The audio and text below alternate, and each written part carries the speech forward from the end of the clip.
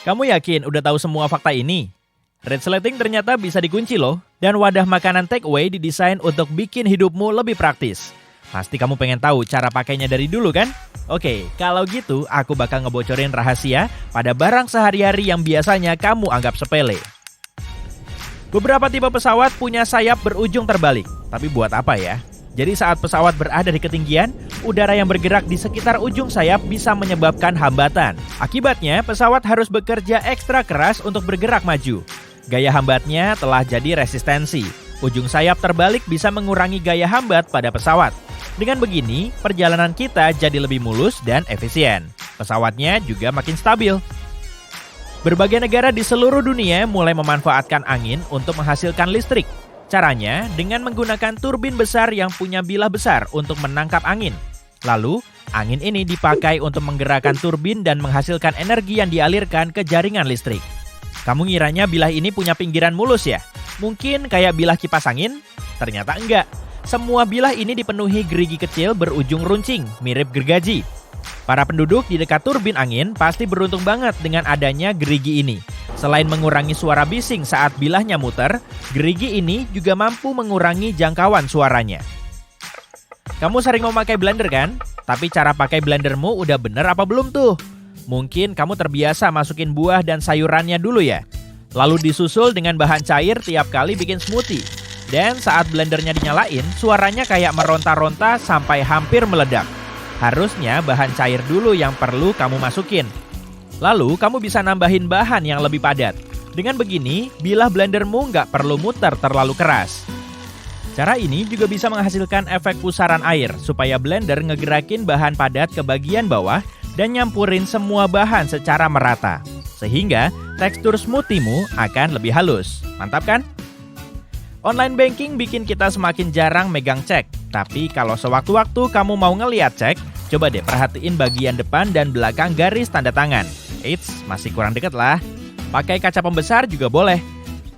Semua garis itu sebetulnya berupa kata-kata kecil dan namanya adalah microprinting untuk mencegah orang jahat mencetak cek palsu. Sistem pengaman ini ditandai dengan huruf MP dan seringnya terletak di dekat tanda tangan. Lalu, kata-kata yang ngebentuk garis itu bisa berupa tanda tangan resmi sampai dokumen asli.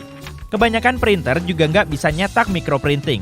Jadi pihak berwenang bisa lebih gampang mendeteksi cek palsu. Hand sanitizer sudah ada di mana-mana, yang gratisan juga banyak. Selain bisa bikin tangan kita bebas dari kuman, cairan ini ternyata punya manfaat yang lebih mantul. Saat kamu salah nulis pakai spidol permanen di papan tulis, tulisannya nggak bisa dihapuskan. Nah, kamu perlu pakai hand sanitizer untuk ngilangin bekas tulisan ini. Kamu juga bisa memakainya untuk ngebersihin jendela, kacamata hitam, dan cermin. Kamu punya kunci mobil ajaib kayak gini nggak? Kebanyakan kunci mobil dirancang untuk mengunci dan ngebuka kunci pintu mobil. Ada juga yang bisa buat nyalain mobil dari jarak jauh. Tapi masih ada fitur lain pada kunci mobil yang nggak akan kamu ketahui sebelum ngebaca manualnya. Biasanya kita malas baca kayak gituan kan?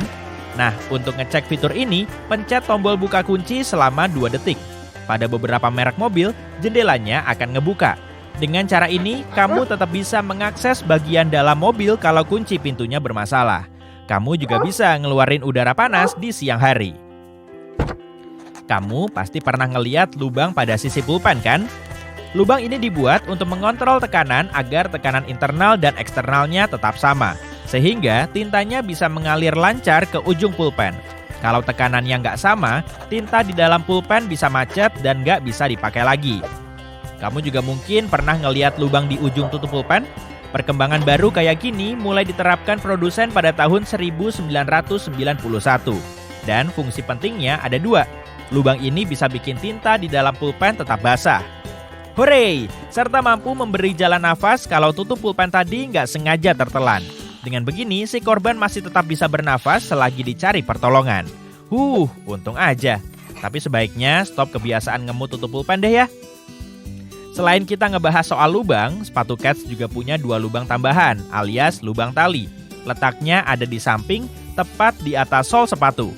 Banyak orang udah ngira kalau lubang ini dipakai untuk mencegah kaki pemakainya sumpek dan keringetan, sehingga mengurangi bau. Tapi, kamu juga bisa memakainya saat mengikat tali sepatu loh. Kamu bisa ngencengin sepatumu agar pergelangan kakimu nggak keseleo.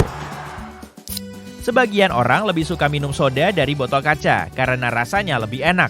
Mungkin ada benernya juga sih, tapi botol ini punya fitur desain unik yang cuma diketahui oleh segelintir orang. Lehernya yang panjang dan kecil bisa mindahin panas dari tangan kita. Jadi kalau kamu megang botol ini di bagian yang lebih gede, minuman di dalamnya semakin hangat. Soda hangat? Mana enak. Jadi sebaiknya pegang botol soda di bagian leher ya, agar sodamu lebih awet dingin. Kamu mulai lapar? Gimana kalau pesan makanan takeaway dari restoran Chinese aja? Ternyata wadah kakunya juga bisa disulap jadi piring praktis. Gini caranya, lepas lipatan di sisi kemasan dan tarik keluar secara perlahan. Kemudian tekan tiap sudutnya ke bawah biar lebih rata. Wadah ini cocok banget buat naruh nasi dan mie, tapi sebaiknya jangan pakai buat naruh sup ya. Masih mau lanjut? Wadah makanan takeaway dari restoran Chinese ternyata nggak ditemukan di Tiongkok. Wadah ini diciptakan pada tahun 1894 oleh Frederick Weeks Wilcox dari Chicago. Dia menyebut temuannya itu sebagai kertas ember yang terinspirasi dari origami Jepang.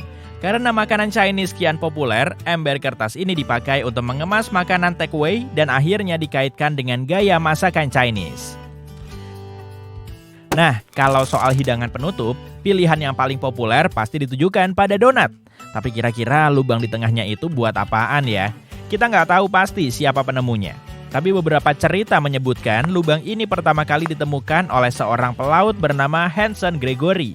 Pada tahun 1847, Hansen baru berusia 16 tahun. Dan kala itu dia bekerja di sebuah kapal dagang kapur. Kue goreng yang disajikan di atas kapal ini terasa nikmat. Bagian luarnya udah renyah, tapi dalamnya masih mentah dan kelihatan pucat. Lalu dia nyaranin agar bagian tengah kue ini dikasih lubang, supaya adonannya matang merata. Maka lahirlah donat modern. Setelah kenyang makan, celanamu bisa nyampe sesak. Untungnya, kebanyakan resleting bisa dikunci. Mekanisme kunci mirip pin kecil ini bisa ngebantu resleting tetap nutup. Saat posisi penariknya rata di sepanjang gigi dan saling terkait, resletingmu nggak akan bisa bergerak. Tapi kalau kamu ngangkat penariknya, resleting ini akan ngebuka lagi dan kamu bisa gampang mindahin posisinya. Kenapa sih tombol di keyboard komputer tersusun acak? Fitur ini sudah ada sejak zaman mesin tik manual dan susunan hurufnya mengikuti urutan abjad. Tapi dengan urutan begitu, para pengetik malah ngetik super ngebut sampai mesinnya rusak. Akibatnya, sejumlah tombol sering macet. Keyboard QWERTY yang masih kita pakai sampai sekarang dirancang untuk memperlambat pengetikan dan mengurangi kemungkinan dua tombol saling mencet karena dipencet sekaligus. Peranan keyboard QWERTY mungkin udah nggak sekrusial dulu, tapi kita udah terlanjur terbiasa. Coba deh sentuh tombol F dan J di komputermu. Keduanya punya benjolan kecil kan? Namanya adalah bar homing. Sedangkan tombol F dan J-nya disebut dengan tombol posisi. Fitur ini dirancang untuk membantu kita memposisikan tangan dengan benar saat mengetik. Jadi kita nggak perlu ngelihat ke bawah. Benjolan ini juga memungkinkan pengetikan sentuh saat kamu menggunakan memori otot untuk mengingat posisi tiap tombol. Nah, untuk melakukannya, kamu perlu naruh jarimu di posisi khusus sebelum mulai ngetik. Tekan tombol ASDF dengan tangan kiri dan JKL dengan tangan kanan. Cara ini sangat berguna kalau kamu harus nulis cepat. Kamu juga bisa membaca tulisanmu pada layar sambil ngetik tanpa perlu ngelihat ke keyboard. Tubuh manusia punya rahasia kecil yang sering luput dari perhatian kita. Di pangkal jari tangan kita ada yang namanya kutikula. Banyak orang mengiranya cuma kulit berlebih yang harus dipotong saat ngerapihin kuku. Padahal kutikula bisa melindungi kuku kita dari infeksi jamur dan bakteri. Kalau bagian ini dibuang, kukumu akan lebih terpapar jamur dan bakteri. Kalau kamu pengen kukumu kelihatan lebih panjang, masukin aja kutikula ini ke pangkal kuku secara perlahan. Dengan begini, kutikulamu masih bisa menjalankan fungsinya dan kukumu tetap kelihatan cantik seperti yang kamu idamkan.